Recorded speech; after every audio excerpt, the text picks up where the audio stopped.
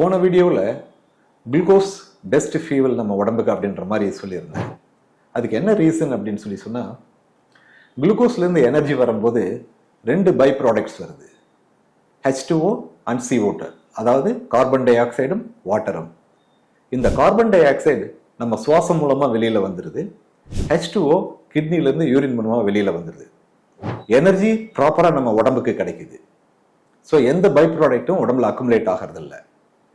ரெண்டாவது macro molecule fatty acids, அதாவது lipids, cholesterol பற்றி பார்க்கலாம். இந்த ஃபேட்ஸில் இருந்து எனர்ஜி கிரியேட் ஆகும்போது இதே மாதிரி H2Oவும் CO2வும், அதாவது வாட்டரும் கார்பன் டை ஆக்சைடும் பை ப்ராடக்ட்ஸாக வெளியில் வருது. அந்த வாட்டர் யூரினில் போயிடுது, கார்பன் டை ஆக்சைடு சுவாசம் மூலயமா ப்ரீத்திங்கில் வெளியில் வந்துடுது. பட் அதுக்கு என்ன ப்ராப்ளம்னா, இந்த கொலஸ்ட்ரால், அதாவது ஃபேட்ஸ் மெட்டபலைஸ் ஆகும்போது ஃப்ரீ ரேடிக்கல்ஸ் அப்படிங்கிறது கொஞ்சம் நிறைய கிரியேட் ஆகும். இந்த ஃப்ரீ ரேடிக்கல்ஸ் என்ற பை ப்ராடக்ட்ஸ் கார்போஹைட்ரேட்டை விட ஃபேட்டில் ஜாஸ்தி ப்ரொடியூஸ் ஆகிறதுனால நம்ம உடம்புக்கு கொஞ்சம் பாதிப்பை அதிகமாக கொடுக்கும். மூணாவது முக்கியமான மேக்ரோ மாலிகுல் புரோட்டீன். இந்த புரோட்டீனும் நமக்கு எனர்ஜியை தரும்போது வாட்டரும் கார்பன் டை ஆக்சைடும் ரிலீஸ் ஆகும் பை ப்ராடக்ட்ஸாக. இதில் வாட்டர் யூரினில் போயிடுது, கார்பன் டை ஆக்சைடு சுவாசத்தில் போயிடுது. முக்கியமாக இதில் அமோனியா ரிலீஸ் ஆகுது புரோட்டீனில்.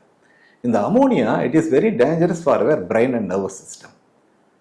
அது போக இந்த அமோனியா கிட்னி மூலமாக தான் வெளியில் ரிலீஸ் ஆகணும். ஸோ எக்ஸஸ் ப்ரொடக்ஷன் ஆஃப் இந்த அமோனியா புரோட்டீன் நிறைய கன்சியூம் பண்ணுறவங்களுக்கு வரக்கூடிய வாய்ப்பு இருக்குது.